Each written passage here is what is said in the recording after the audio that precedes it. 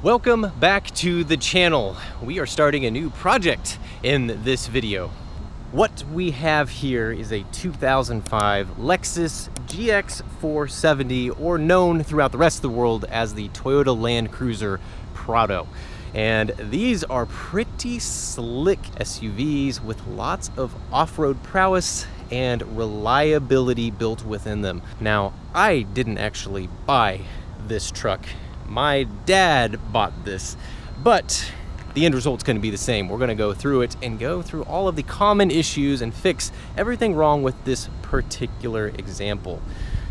Overall, it's in very good cosmetic condition and in mechanical condition. However, it has a ton of miles, which is going to be a common theme throughout any of these particular ones. If you're looking for one, more than likely, you're going to have to deal with something that's 180,000 miles to nearly 300,000 miles. That's just because they just keep going even if they get severely neglected. That's just what Toyota's known for. They build the best vehicles. There really is no comparison. These vehicles, at least in the United States, are equipped with a 4.7 liter V8, probably the most reliable V8 ever created by any auto manufacturer. They are in a ton of Toyota vehicles and are well known to go in excess of 1 million miles without any sort of major overhaul required. So that's good. The heart of the vehicle is very reliable. And then the drivetrain of these vehicles are very robust. I mean, they are the kind of Toyota you would take off-road. It's got the bones to make an awesome off-roader. It has locking differentials. It's got a serious all-wheel, full-time four-wheel drive system with transfer case that allows you to select 4 low. This one has air suspension, which most of the Lexuses did. In fact, maybe all of them did.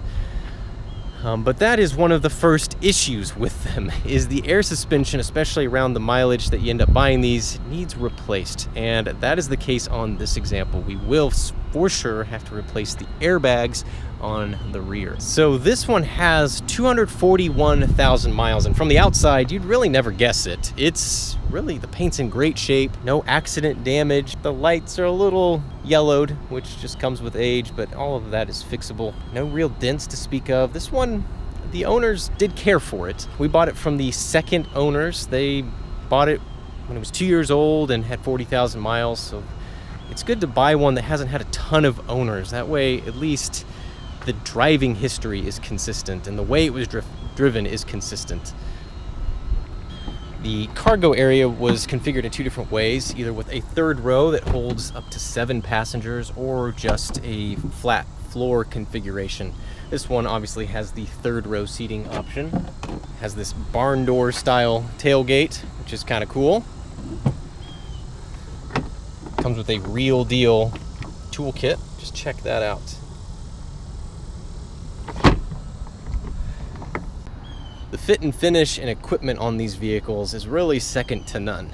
This one actually came with 2 keys, which is pretty rare when a car gets up there in life. So the interior definitely has some signs of wear, especially in the front seats. Maybe we'll get around to addressing that. You can see this one has the navigation system. You actually control the climate control through that touch screen. Here you can see you have the air ride controls. There's your low and high selector for the 4-wheel drive system. Automatic transmission. It's a 5-speed automatic transmission with a manual handbrake. Always good to see that. Let's pop the hood. And there is the heart of the vehicle. Now, this is a 2005. They started making the GX470 in 2003, and prior to 2005, the V8 engine that was in there was a non-variable valve timing one. In 2005, they switched over to a variable valve timing engine. The introduction of variable valve timing did give it a bump in power, both horsepower and torque, which, a vehicle of this size can never be hurt by a horsepower bump. Lots of plastic cladding in here makes it kind of difficult to see everything, but I've already had everything apart, and it is in generally a really good shape. This is a timing belt engine, so that's one of the jobs we'll be certainly doing on this one.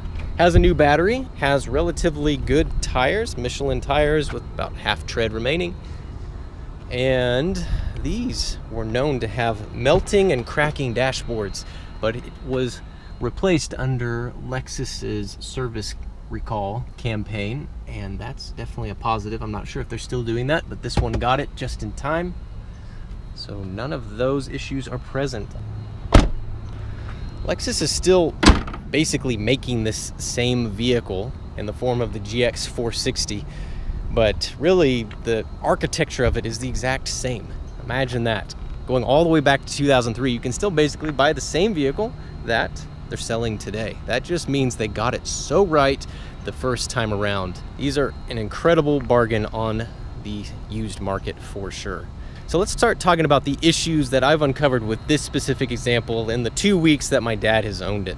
Starting with the air suspension. Super common problem for them. You can see that even since I've had it parked here for about 5 minutes, the rear end has sunk back down and is basically sitting on the bump stops.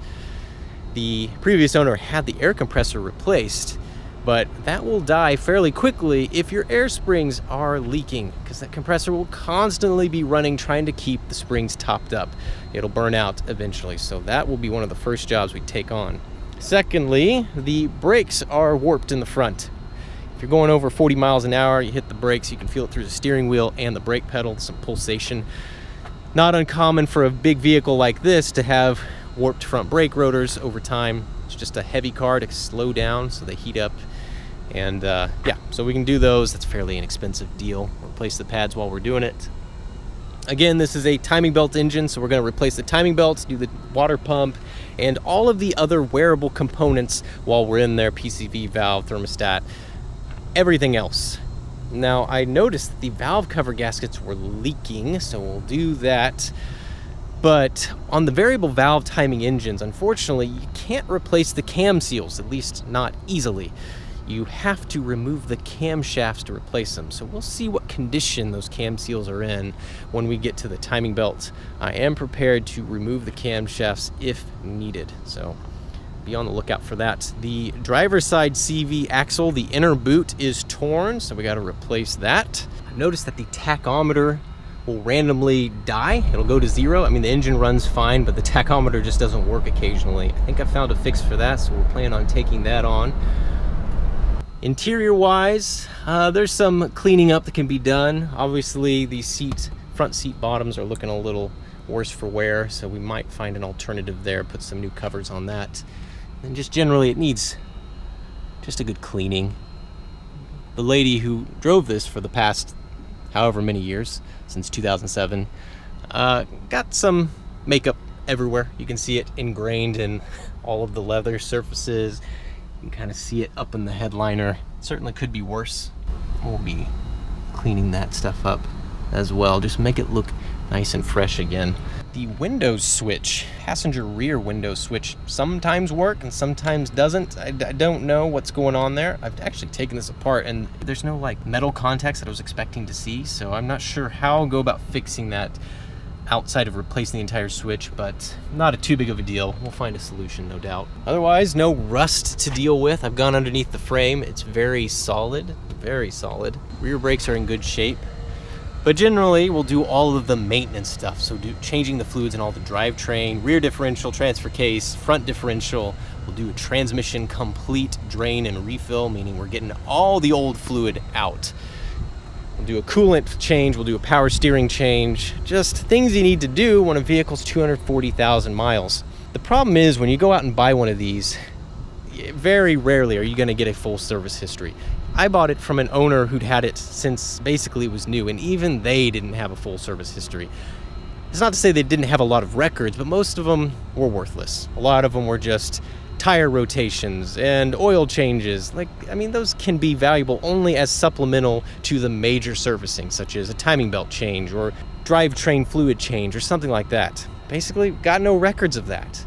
I don't know why people don't keep those records, the most important records, but they just don't. If you're looking at buying one of these, that's the reality you'll be facing. The cars just keep going and going, so the previous owners typically don't give it any love. They don't service it. They just figure it's just good to go. And while that's true in a way, it's untrue. It does need to be serviced. It does need to be kept up to ensure it just will last forever, because it truly will if you look after it. So if you don't have a service history, just assume you'd need to do everything that we're going to do in this video series. That's just the truth of it. There's no getting around it. It is not exactly inexpensive or easy to service these because of the timing belt situation, because of just the size of the vehicle. It's not an easy thing, but it is doable, and I will show you how to do it in this video series. For 240,000 miles, just listen to how quiet and smooth this V8 engine is.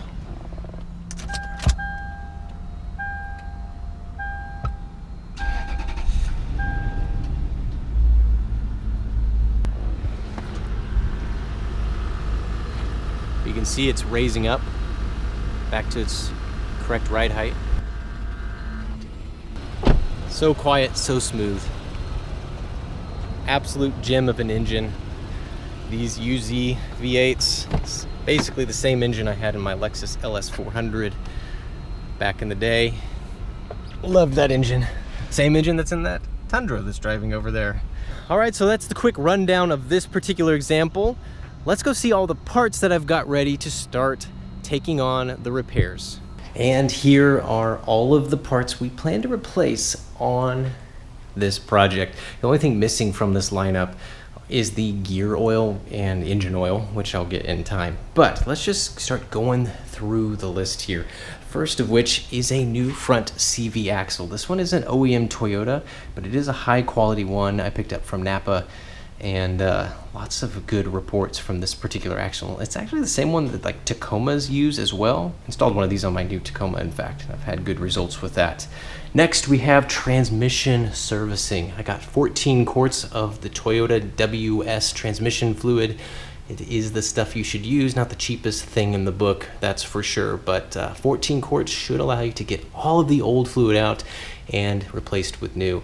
And then we have a new transmission pan gasket, a new transmission strainer, and a new O-ring for that strainer as well.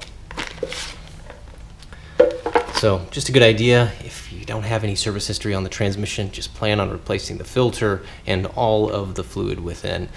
Then moving on down, we have brand new spark plugs. Of course, you need 8 of those. We have a new valve cover gasket kit from Velpro, very high quality stuff, comes with everything you could possibly need. Quite a bit savings over buying directly from Toyota. Then moving on to here, we have our new Toyota timing belt. Also comes with the sticker, which is a critical bit that most mechanics don't even think about. That tells you exactly when the belt was changed in case the record disappears. Then we've got new tensioner pulley, new idler pulley, and hydraulic tensioner for the timing belt. New water pump set. This comes with not only the water pump, but also the gasket and brand new bolts directly from Toyota, basically the same price as an aftermarket Aisin, which I think is the same brand. You might as well go through Toyota on that one. Here we have new front fender liner skirts. They're completely missing on this thing. That's because they're made of rubber, and over time they just deteriorate and fall off. Sloppy mechanics just rip them off. They don't even think of removing the pop rivets to just remove them properly, so they just end up going missing. I've got a set of 4 here, and then new pop rivets to install them. Moving on, we've got a new engine air filter from Toyota, a new coolant thermostat, a few sealing washer pieces there for when we're doing the camshaft removal if it's needed, new engine oil filter, new accessory belt from Toyota. These are high quality ones. I just decided to go OEM on this one instead of aftermarket because I know that these last a long time. New PCV valve, something that's always a good idea to change every 100,000 miles. New PCV valve hose. There's no chance I'm going to get the old one off without it cracking, so get a new one from Toyota. Some FIPG form in place gasket sealant that'll come in place when we're doing the camshaft removal and installation, as well as the valve cover gaskets. Here we have new sealing washers for the cam sprockets when we have to remove them to get to the variable valve timing and oil seal that's behind that.